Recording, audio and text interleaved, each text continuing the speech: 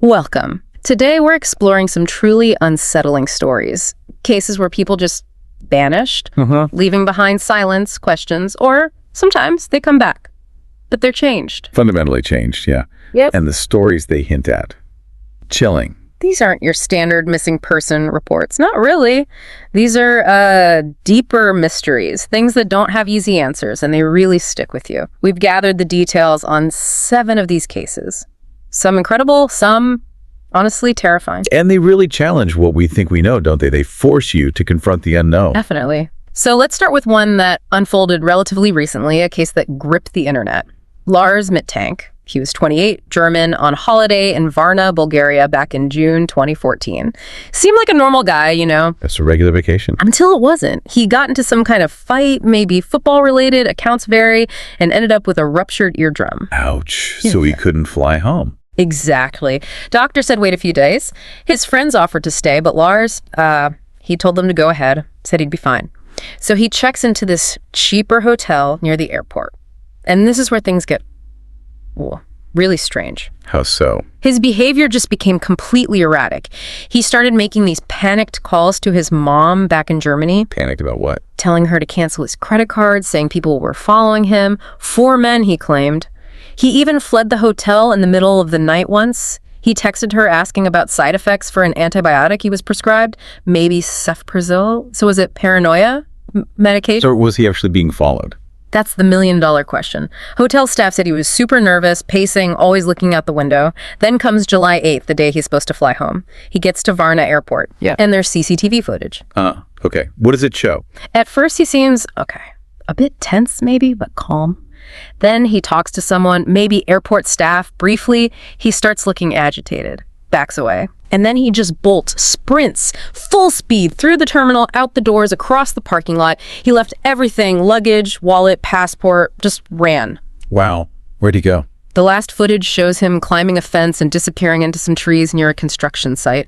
Vanished, never seen again. So the theories. A psychotic break. Maybe triggered by the stress, the injury, the medication. That's one possibility, yeah. Or was he really running from someone? Did he see something, encounter something that terrified him that much? Barefoot, running into the woods. His mother, she insists he wasn't mentally ill. She believes he was in genuine danger, stumbled into something awful. And that footage, it's hard to shake, the look on his face. It stays with you. An utter mystery. It really does. Okay, shifting gears now, let's go way back. Over a century ago, a case about a missing child that took a truly devastating turn decades later. 1912. Opelousas, Louisiana. A 4-year-old boy named Bobby Dunbar vanishes during a family fishing trip. Just gone. Just gone. Huge search followed. Dragged the lake, searched the swamps, even used dynamite, apparently. Nothing. Then, 8 months later, hope. A boy who looked like Bobby was found in Mississippi. He was with a man named William Walters, a sort of traveling handyman. Okay. Walters said the boy wasn't Bobby Dunbar. He claimed he was Bruce Anderson, son of Julia Anderson, who'd asked him to look after the boy temporarily. But the Dunbars thought it was Bobby. They were convinced Walters was arrested for kidnapping. They brought the boy back for a reunion. But here's the thing. Reports say the boy didn't seem to recognize Bobby's mother. Oh. And she apparently hesitated at first, wasn't sure. But then after a few days, maybe under pressure, maybe wishful thinking, she publicly declared, yes, this is my son. So the case was closed, Walters convicted. Walters was convicted, yes. The boy was raised as Bobby Dunbar. End of story, right? Uh-oh. I sense a twist coming. A huge one. Decades later, early 2000s, DNA testing becomes possible. Bobby Dunbar's granddaughter wanted answers. The DNA proved the boy raised as Bobby Dunbar was not biologically related to the Dunbar family. He was almost certainly Bruce Anderson. Wow. So Julie Anderson, the mother Walters mentioned. She was telling the truth all along. William Walters was innocent of kidnapping that child. Yeah. And the real Bobby Dunbar Was never found. never found. Think about it. An innocent man jailed, a child taken from his mother and raised by strangers, all because of what? Grief, hope, mistake. It's chilling. The weight of that mistake across generations. Yeah. Staggering. It really is. Now, another story involving a missing child, an imposter, and this time, shocking police behavior. Los Angeles, 1928. 9-year-old Walter Collins goes to see a movie, gives his mom, Christine Collins, some money for the ticket, and disappears. Okay. Christine reports him missing immediately. Public outcry puts massive pressure on the LAPD to find him. 5 months pass. Then the police announce a breakthrough. They found Walter. A boy in Illinois claims to be him. Sounds promising. They bring him back to LA. Big press event. Police congratulating themselves. Christine sees the boy and says, right there, that's not my son. Oh, right away. Immediately, firmly. But the LAPD, they wouldn't have it. They told her she was wrong, that trauma had changed him, affected her memory. They basically bullied her into taking him home. They forced her to take a child she knew wasn't hers. They did. She tried, for about 3 weeks.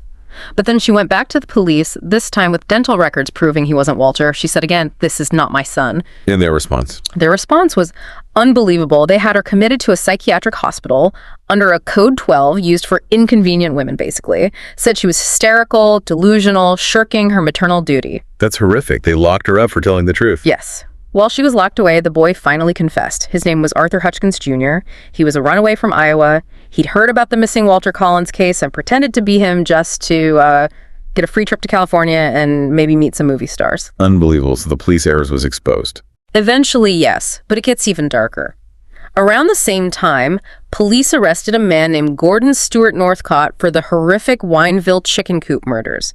He'd kidnapped, abused, and murdered several young boys. Oh, no. And authorities came to believe that the real Walter Collins was likely one of Northcott's victims, though Northcott's confessions were confused and contradictory. So Christine was right all along, suffered terribly, and her son was likely murdered. That's the tragic reality. She was eventually released, fought the LAPD, even won a lawsuit, but they never paid up or really apologized. She never stopped searching for Walter, hoping maybe he'd survived. A complete betrayal by the system. Gaslighting a grieving mother. That's truly disturbing. It is. Okay, let's jump back to more recent times. A case from 2008. Kayla Reed, 24 years old, from British Columbia. She disappears and returns almost a year later, but well, the circumstances are deeply strange. Okay, tell me about Kayla. She'd moved back home with her parents after a relationship ended. One evening in August, she tells her mom she's going out to a local coffee shop. Leaves around 7:30 p.m. Less than an hour later, her phone goes dead. And she just doesn't come back. Doesn't come back. A huge search starts right away. Friends, family, police, they find absolutely nothing. No clues, no signs of a struggle, no witnesses. It's like she vanished into thin air. The case goes cold. Completely cold for 11 long months. Her parents are devastated, obviously.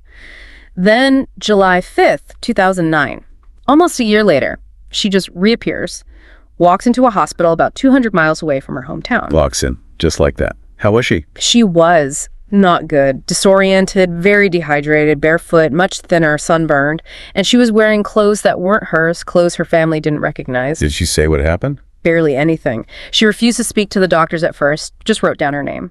When her parents got there, relieved but confused, she was very detached.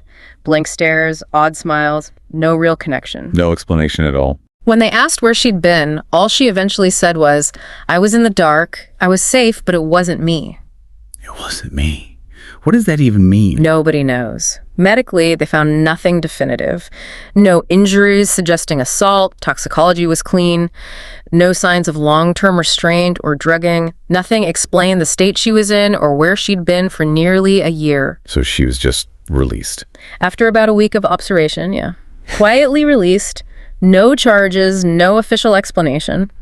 Kayla herself never spoke about it publicly. She deleted her social media, moved away not long after. But there's usually a detail that sticks, isn't there? There is. One of the nurses who cared for her later shared something Kayla whispered just before she left the hospital. What was it? Kayla apparently looked right at her and said, don't go into the woods alone. They find you there. Chilling. Who were they? Exactly. That warning, combined with her strange state and cryptic words, it leaves a really disturbing feeling. Absolutely. Okay, what's next? Let's talk about Connor Hastings.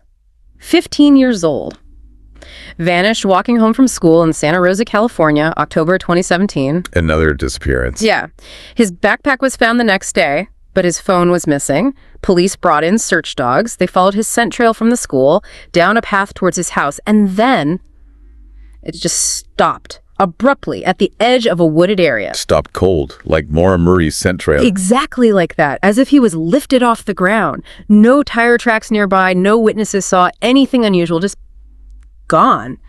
Detectives started talking to his classmates, and some unsettling things came up. Like what? Friends said Connor had been acting weirdly paranoid in the days before he disappeared. Jumpy, startled easily. He'd apparently asked some friends if they'd ever seen the man in the red jacket. A specific person. Seems like it. And another friend recalled Connor asking, really seriously, how you could tell if someone was watching you. Okay, that is a layer of unease. Did they find him? Yes, but not for 5 months. In March 2018, he was found, unresponsive, sitting on a bench outside a library about 60 miles from where he vanished. Unresponsive. Was he hurt? Physically, seemed okay, but just shut down, staring straight ahead. His hair was much longer, clothes were filthy, and he was clutching this spiral notebook, completely blank inside. Did he eventually talk? It took time. Over 24 hours before he said anything. Slowly, over days, he claimed he'd been taken by a group.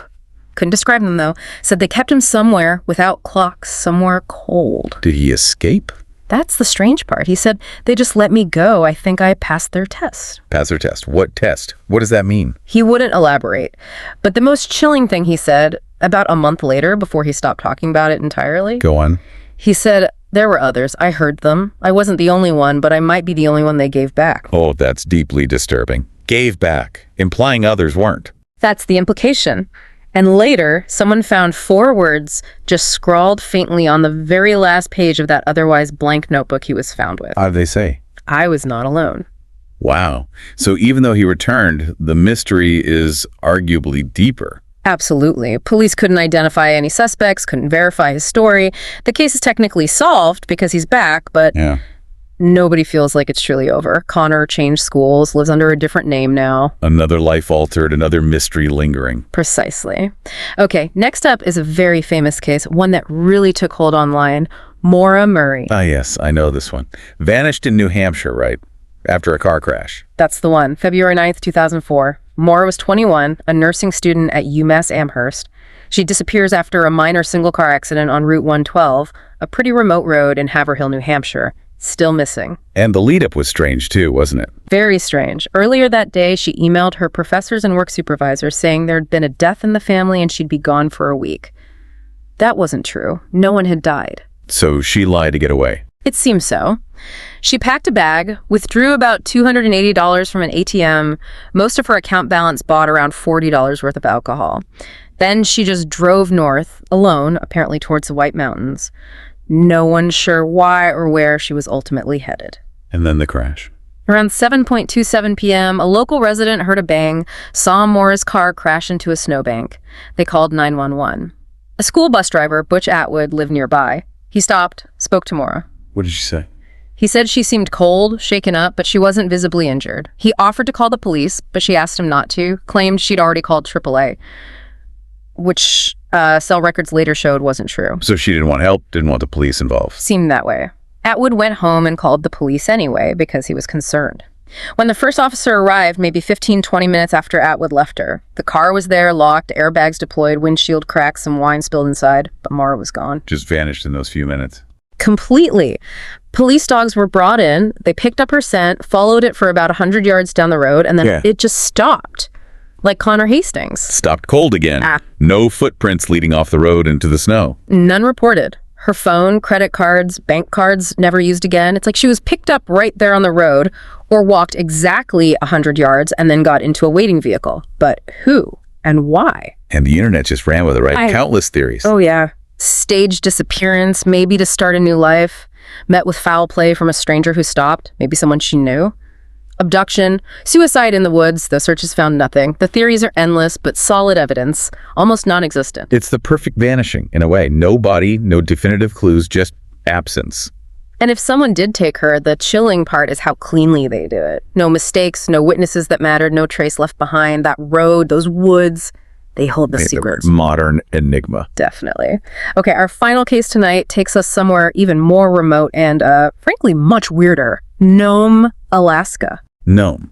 Known for isolation, harsh conditions, and disappearances. Right? Exactly. Before Rick Hills vanished in 2004, there had been a disturbing pattern over 20 disappearances, mostly involving Native Alaskans in the preceding decade or so.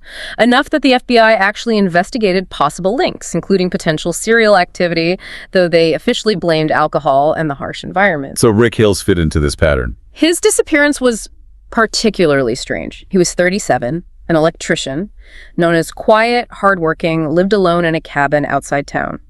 November 13th, 2004, he doesn't show up for work, which was very unlike him. So someone went to check on him. His boss and a coworker, they get to Rick's cabin, his truck is there, lights are off, but it had snowed lightly earlier that day, and the coworker notices something immediately unsettling. What? No footprints, none leading into the cabin, none leading out. Just undisturbed snow all around. Like he just evaporated from inside. Like it felt like that. The coworker knocks, no answer, finds the back door is actually unlocked, slightly ajar, calls out, steps inside. And inside. Everything looked normal, tidy. Coffee pot was full and maybe still warm. His cell phone was on the table. Wallet, keys apparently there too. But no Rick.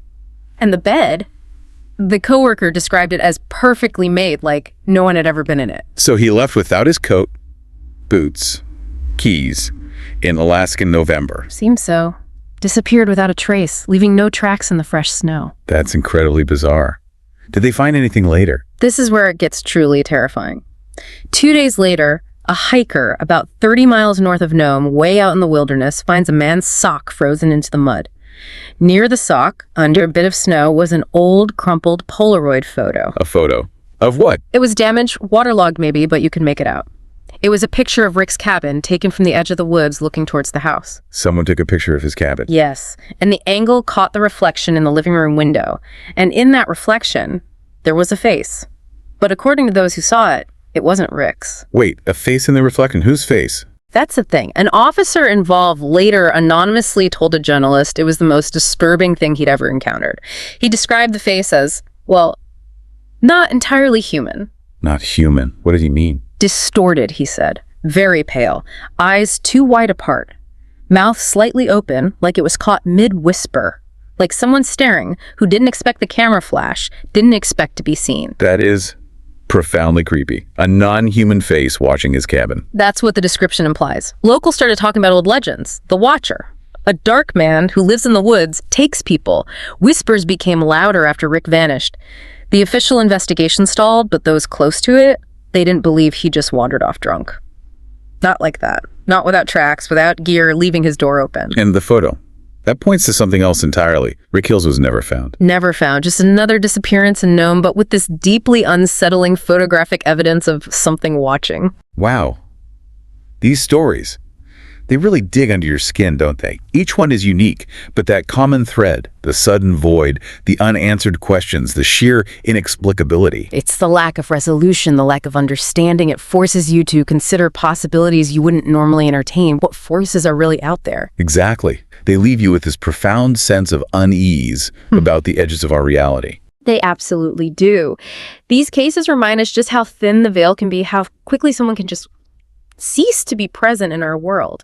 And sometimes the mysteries are just too deep, maybe never meant to be solved. It really makes you pause and think, what's unknown forces, what hidden realities might be at play when someone vanishes without a trace or comes back? Wrong. If these stories have gripped you, made you think, made you maybe look over your shoulder, please do consider liking this deep dive. Share it with anyone else who finds themselves drawn to these deep, unsettling mysteries. And definitely subscribe to our channel, Horror Doc, because we'll keep bringing you more true cases that explore the darker corners of the unexplained. Thank you for joining us in the deep dive today.